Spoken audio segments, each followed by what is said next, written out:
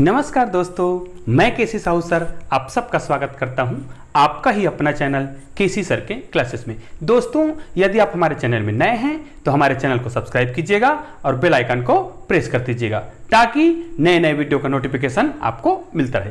आइए दोस्तों, आज के वीडियो में हम चर्चा करेंगे प्राथमिक सेल। ये प्राइमरी सेल होता क्या है ना। तो इससे पहले इस पाठ में हमने पढ़ा हुआ है कि विद्युत रासायनिक सेल क्या है, इनका काम क्या है। तो विद्युत रासायनिक सेल क्या है, ये जो है रासायनिक ऊर्जा को विद्युत ऊर्जा में कन्वर्ट कर देता है ना। हमने इस पाठ में पढ़ा है कि जब तक रेडॉक्स अभिक्रिया संपन्न होती है तब तक विद्युत धारा प्रवाहित होती है। तो आज के पाठ में हम पढ़ेंगे विद्युत रासायनिक सेल के अंतर्गत केवल प्राथमिक सेल के बारे में आज पढ़ने वाले हैं हम लोग। वैसे सेल कितने प्रकार के होते हैं, प्राथमिक सेल होता है, द्वितीयक सेल होता है और एक ईंधन सेल भी होता है। तो आज हम केवल प्राथमिक सेल के बारे में पढ़ेंगे। तो आइए पहले ये जान लेते हैं कि ये सेल होता क्या है ना। जैसे हम ये जानते हैं कि हमारे दैनिक जीवन में उपयोग के लिए कुछ ऐसे सेल बने जो क्या हो, आसानी से लाने ले जाने में सुविधा हो, उनका आकार छोटा हो, इनको हम पुनः चार्ज कर सकें, है ना। इस प्रकार के सेल बने जो हमारे लिए बहुत ही उपयोगी हो, तो इनको हम क्या बोलेंगे, सेल बोलेंगे। तब इसके आधार पर इनको क्या किया गया है, डिवाइड किया गया है अलग अलग भागों में। पहला प्राथमिक सेल। अब प्राथमिक सेल किसे कहते हैं जी? प्राथमिक सेल वह सेल है जिनको हम एक बार तो यूज करते हैं। अगर वो एक बार क्या हो गया, उसमें यदि रेडॉक्स अभिक्रिया संपन्न हो गया तब उसको हम पुनः उपयोग नहीं कर सकते। मतलब ये जो अभिक्रिया होती है वो एक ही दिशा में चलती है। मतलब ये जो अभिक्रिया होती है वो अनुत्क्रमणीय अभिक्रिया होती है ना। याद रखिएगा हमेशा कि प्राथमिक सेल में जो अभिक्रिया होती है वो अनुत्क्रमणीय अभिक्रिया होती है, जिस कारण से इस सेल को हम पुनः चार्ज नहीं कर सकते। मतलब यदि हमने इस सेल को एक बार यूज किया तो दोबारा यूज इनको हम नहीं कर सकते। तो इस प्रकार के सेल को जिनको केवल एक बार यूज करते हैं उनको क्या बोलते हैं, प्राथमिक सेल बोलते हैं। और ये कौन कौन से होते हैं, ये होते हैं शुष्क सेल होते हैं, मरकरी सेल होते हैं। तो आइए आज हम प्राथमिक सेल के अंतर्गत कुछ सेलों के बारे में चर्चा करेंगे। एक बात और याद रखिएगा, द्वितीयक सेल किसे कहेंगे फिर? द्वितीयक सेल वह सेल होगा जिनको पुनः आवेशित किया जा सके। मतलब यह है कि इनको एक बार लेंगे और बार बार चार्ज करके हम कई बार इनको क्या कर सकते हैं, यूज कर सकते हैं। तो इनको हम कल के वीडियो में देखेंगे, आज हम केवल देखते हैं प्राथमिक सेल। आइए देखते हैं दोस्तों प्राथमिक सेल। ये देखो, ये होता है प्राइमरी सेल। प्राथमिक सेल क्या होता है, एक इसमें एक खोल होता है ना। इसका मतलब यह है कि इसमें एनोड और कैथोड तो दोनों में होगा। अब सेल क्या है, मतलब हमने इससे पहले जो पढ़ा था विद्युत रासायनिक सेल, इसमें दो पात्र लेते थे, एक में एनोड और एक में कैथोड होता था और इसमें विलयन भरा होता था। तो क्या इसको हम कहीं ले जा सकते हैं? नहीं ले जा सकते, क्योंकि ये परेशानी होगा ना, क्योंकि इनमें जो विलयन भरा है वो क्या हो सकता है, गिर सकता है। तो इसलिए उसने क्या बनाया, एक सेल बनाया जिसमें एनोड और कैथोड दोनों को एक ही पात्र में समाहित कर दिया। तो आइए देखते हैं। ये देखो, यहां पर एक पात्र बनाया गया है, एक ड्रम टाइप का पात्र बना दिया गया है इस प्रकार का। ये देखो, मैंने चित्र पहले से बना रखा है क्योंकि अगर मैं चित्र बनाऊंगा तो बहुत टाइम लगेगा, इसलिए देखो यहां पर देखो एक पात्र दिख रहा है। ये एक प्रकार का खोल होता है ना। यहां पर देखिए, ये जिंक का एक खोल है, यहां पर एक परत है, ये एनोड का काम करता है। इनसे पहले भी हमने देखा कि जिंक जो है एनोड का ही काम कर रहा था, तो यहां पर भी जिंक जो है एनोड का ही काम करेगा। अब यहां पर देखो, यहां पर इतने भाग में अमोनियम क्लोराइड और जिंक क्लोराइड का ये पेस्ट भरा होता है। याद रखिएगा, यहां पर लिक्विड फॉर्म में नहीं होता है, मतलब लिक्विड ही है बट वो पेस्ट के रूप में रहता है, थोड़ा गाढ़ा रहता है यहां पर, है ना। और यहां पर देखो, ये नीला भाग में जो दिख रहा है, मतलब जस्ट कार्बन रॉड, ये देखो ग्रेफाइट या फिर कार्बन का जो क्षण होता है उसके जस्ट बगल में ये देखो MnO2 और प्लस कार्बन का चूर्ण होता है। यहां पर ये ठोस फॉर्म में होता है, सॉलिड फॉर्म में।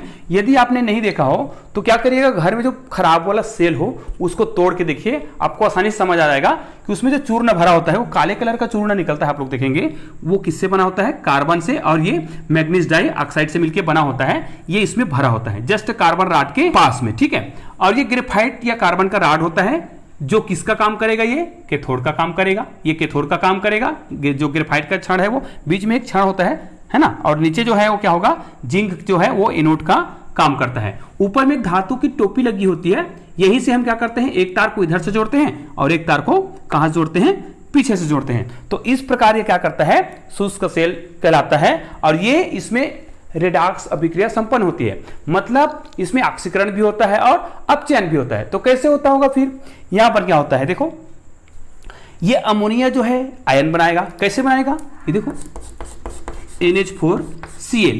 तो ये क्या करता है, NH4 का प्लस आयन बनता है और क्लोरीन का माइनस। तो हमको इनसे मतलब है, ये प्लस आयन बनाता है ना, इसी आयन से मतलब है। और दूसरा इधर देखो, ये जो जिंक का जो रॉड दिख रहा है ना, जिंक का, तो ये क्या करता है, जिंक जो है, जिंक का आयन बनाता है 2 इलेक्ट्रॉन त्याग के। ठीक है, तो ये सॉलिड अवस्था में रहता है, तो ये किस अवस्था में आ जाता है, ये आयनिक अवस्था में आ जाता है। तो इन दोनों सूत्रों को हमें देखना है, इसी के आधार पर हम क्या करेंगे, रासायनिक समीकरण को संपन्न कराएंगे। कि एक बात विशेष ध्यान रखिए दोस्तों, इसमें एनोड और कैथोड के लिए अलग अलग पात्र नहीं है, एक ही पात्र है। तो नीचे वाला जो भाग दिख रहा है यहां पर, है ना, ये किसका काम करता है, ये वाला भाग एनोड का काम करता है, और ये ऊपर वाला भाग जो दिख रहा है वो किसका काम करता है, कैथोड का काम करता है। मतलब हमें एनोड और कैथोड पर रिएक्शन लिखना है, तो ध्यान दीजिएगा, जिंक पर हमको क्या करना है, एनोड की अभिक्रिया लिखना है, और यहां पर कैथोड की अभिक्रिया किस पर लिखना है, ये लिखा हुआ है ग्रेफाइट या कार्बन का जो राड होता है उसमें कौन सी अभिक्रिया होती है, उसमें अपचयन की अभिक्रिया होगी। इसका मतलब ये है, यहां पर जो अभिक्रिया होगी ये वाला घोल और ये वाला घोल मिला के, है ना, ये दोनों क्रिया कराएगा, वो एनोड पर होगा। और जिंक जो राड है जो क्या करेगा, इलेक्ट्रॉन त्याग कर आयन बनाएगा, वहां पर कौन सी अभिक्रिया, वहां पर ऑक्सीकरण की अभिक्रिया होगी, और जो कहां पे संपन्न होता है वो एनोड पर होता है। तो आइए इनके रासायनिक समीकरण को हम लिखते हैं। आइए दोस्तों देखते हैं, हमको पता है कि ये जो जिंक है ना, जिंक सॉलिड रूप में रहता है जब जिंक आयन बनाता है 2 इलेक्ट्रॉन त्याग कर। तो ये जो आयन बनाता है 2 इलेक्ट्रॉन त्याग कर, तो ये जो आयन है वो क्या करता है, अमोनियम क्लोराइड के साथ विलय हो जाता है, जिस कारण से जब ये 2 इलेक्ट्रॉन को त्यागता है तो इस इलेक्ट्रॉन को कौन ग्रहण कर लेता है जी, इसी इलेक्ट्रॉन को कौन ग्रहण कर लेता है, कैथोड ग्रहण कर लेता है, जिस कारण से उसमें क्या होता है, विद्युत धारा प्रवाहित होती है। तो आइए देखते हैं कहां कहां पे हम क्या अभिक्रिया लिखते हैं। ये यहां पर एनोड पर जो अभिक्रिया होती है उसको पहले लिखते हैं। तो एनोड पर तो वही अभिक्रिया होती है जो हमने पहले लिख रखा है। देखो, जिंक जो राड होता है वो जिंक आयन में कन्वर्ट होता है, तो ये 2 इलेक्ट्रॉन निकलता है। और इस अभिक्रिया को हम कौन सा अभिक्रिया बोलते हैं, यहां पर जो होता है वो ऑक्सीकरण की अभिक्रिया कहलाती है। ठीक है, हो गया। उसके बाद हमको देखना है कैथोड पर कौन सी अभिक्रिया होती है। ये देखिए, तो कैथोड पर क्या होती है, यहां पर आपको पता है MnO2 होता है, यहां पर 2 लिख देंगे, और ये सॉलिड फॉर्म में होता है। और अमोनिया मैंने इससे पहले लिखा था, अमोनिया देखो आपने यहां पर लिखा था NH4Cl, क्या करता है ये, NH4 का प्लस आयन बनता है और क्लोरीन का माइनस आयन। तो ये वाला है ना, तो ये हो जाएगा NH4 प्लस आयन, ये भी 2 बार होगा, और प्लस 2 इलेक्ट्रॉन ये वाला। तो ये वाला 2 इलेक्ट्रॉन को क्या करता है, ये ग्रहण करता है। तो इधर क्या बन जाएगा, फिर इनको क्या करेंगे, अभिक्रिया कराएंगे। ध्यान से देखने, बहुत सरल चीज है। यहां पर देखो हाइड्रोजन है, यहां पे ऑक्सीजन है, मतलब उधर जल बनाएगा। तो इसको पहले देखते जाते हैं। देखो MN2O3, ऐसा करने से क्या हो रहा है, देखो मैग्नीज Mn जो है 2 बार आया था, तो यहां पर 2 बार आ ही गया। ऑक्सीजन यहां पर देखो टोटल कितने बार आया है, 2 दूनी 4 बार आया था। तो यहां से हमको क्या करना पड़ेगा, 2 हाइड्रोजन निकालना पड़ेगा। तो उससे क्या बनेगा, H2O, क्योंकि यहां पर 1 ऑक्सीजन बचा हुआ है और हाइड्रोजन 2 यहां से निकाल। यहां पे टोटल कितने हाइड्रोजन है, 4 दूनी 8, इनमें से 2 निकाल रहे हैं, तो कितना बच जाएगा, 6 बच जाएगा। इसका मतलब ये है यहां पर हमने H2O को निकाल लिया, तो आपके पास यहां पे कितने हाइड्रोजन बचे, 6 बचे। इसका मतलब ये है, ये जो है 2NH3। इस प्रकार ये अभिक्रिया संपन्न हो जाएगा। ठीक है, अब कुल मिला के इनको हम टोटल लिखना चाहें तो यहां पे कुल अभिक्रिया लिख लेते हैं, कुल अभिक्रिया। दोस्तों अब इस कुल अभिक्रिया को लिखते समय आपको यह ध्यान देना है कि तीर के निशान के जो उधर है वो उधर ही लिखाएगा, और तीर के निशान के इधर है जो इधर ही लिखाता है। तो ये देखो, ये यहां पर जो क्या है, जिंक है, ये सॉलिड अवस्था में हो, सॉलिड लिखाएगा।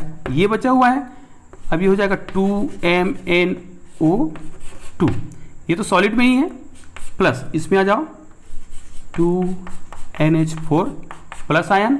अब देखो यहां पर 2 इलेक्ट्रॉन इधर है, इधर, और इस वाले का इधर है, तीर के निशान के उधर और तीर के निशान के इधर। तो एक दूसरे को क्या कर देगा, कैंसिल कर देगा जब हम समीकरण संतुलित करना लिखते हैं। तो अब तीर के निशान के उस साइड जो बच गया, ये तो नहीं, इधर भी था इधर भी था, इसलिए गया। अब ये जो बचा है तो यहां पे लिखेंगे ऐसा, इसको लिखेंगे 2 3, और यहां पर आ जाएगा H2O और प्लस यहाँ पर 2NH3। इस प्रकार आपका जो सेल समीकरण है ना, शुष्क सेल में मुख्य रूप से ये सेल समीकरण संपन्न होता है, जिसमें पहले वाला समीकरण को हम ऑक्सीकरण बोलते हैं, हाँ दूसरे वाले को क्या बोलते हैं जी, इसको हम बोलते हैं अपचयन। ठीक है, तो जब तक रेडॉक्स अभिक्रिया संपन्न होगी, याद रखिएगा बहुत महत्वपूर्ण है, प्राथमिक सेल में जब तक रेडॉक्स अभिक्रिया संपन्न होती है तभी तक विद्युत धारा प्रवाहित होती है, और जब रेडॉक्स अभिक्रिया संपन्न होना बंद हो जाता है तो उससे हम विद्युत धारा प्रवाहित नहीं कर सकते। इसलिए प्राथमिक सेल को केवल हम क्या कर सकते हैं, एक बार यूज कर सकते हैं, उनको दोबारा यूज नहीं कर सकते। तो इस प्रकार आपका ये रासायनिक समीकरण है। और एक बात और याद रखिएगा, इस प्रकार के जो रासायनिक सेल होते हैं उसमें अधिकतम हम कितने वोल्ट प्राप्त कर सकते हैं, इसमें अलग अलग होता है, तो इनकी क्षमता कम से कम याद रख लीजिएगा। जो प्राथमिक सेल है, जिसमें हम एक किसके बारे में पढ़ रहे थे, ये शुष्क सेल होता है, तो ये शुष्क सेल जो होता है उसमें अधिकतम धारा 1.25 वोल्ट से 1.5 वोल्ट तक का धारा बहता है। तो आप लोग इसको याद रख लीजिएगा, जो बहुत ही महत्वपूर्ण है। एक बात और याद रखिएगा दोस्तों, इसमें हमने जो देखा मैग्नीज में, ये देखो यहां पर क्या है, MnO2, और यहां पर क्या आ गया, Mn2O3। कहने का मतलब ये है, इसमें और इसमें क्या होता है, जो ऑक्सीकरण अवस्था है उसमें क्या होता है, परिवर्तन होता है। तो यहां पर बताओ, यहां पर ऑक्सीकरण अवस्था कितना रहा होगा, है ना, मैंने कल के वीडियो में सिखाया है, बहुत ही सरल तरीके से सिखाया है कि ऑक्सीकरण संख्या कैसे निकालते हैं। तो इस अभिक्रिया में मैग्नीज की जो ऑक्सीकरण अवस्था होती है वो 4 होती है, और जो अभिक्रिया होने के बाद उसकी ऑक्सीकरण अवस्था कितनी हो जाती है, कम हो जाती है। मतलब यहां पर ऑक्सीकरण संख्या कितना हो जाएगा, 3 हो जाएगा। जिसने ऑक्सीकरण निकालना सीखा है उसको रटने की आवश्यकता नहीं है। यहाँ पे ऑक्सीकरण संख्या कितना है, +3 है, और यहाँ पर ऑक्सीकरण अवस्था कितना है, +4 है। तो दोस्तों आज का वीडियो आपको कैसा लगा मुझे कमेंट करके अवश्य बताइएगा, और वीडियो को लाइक कीजिए एवं अधिक से अधिक बच्चों तक शेयर कीजिएगा। धन्यवाद दोस्तों।